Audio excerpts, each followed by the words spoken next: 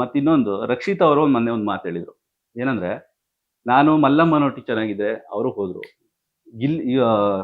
ನಮ್ಮ ಚಂದ್ರಪ್ರಭು ರೊಟ್ಟಿ ಚೆನ್ನಾಗಿದ್ದೆ, ಅವರು ಹೋದ್ರು. ಇದು ಎಷ್ಟು ಮಟ್ಟಿಗೆ ಸರಿ ಅನ್ಸ್ತೀವಿ?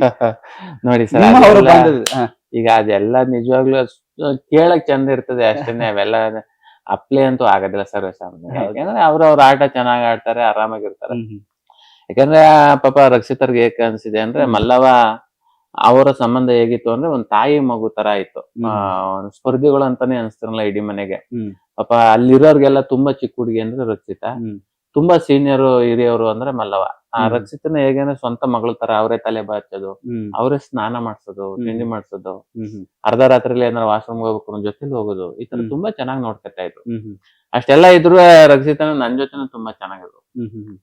ಮಲ್ಲವ್ವ ಮನೆಯಿಂದ ಆಚೆ ಹೋದಾದ್ಮೇಲೆ ರಕ್ಷಿತ ನನ್ ಜೊತೆ ತುಂಬಾ ಚೆನ್ನಾಗಿದ್ರು. ನನ್ಗೆ ಮನೆಯವರು ಒಂದ್ ಟೈಮಲ್ಲಿ ನೆನಪಾಗುತ್ತೆ ಹಾಗೆ ಹೀಗೆ ಅಂತ.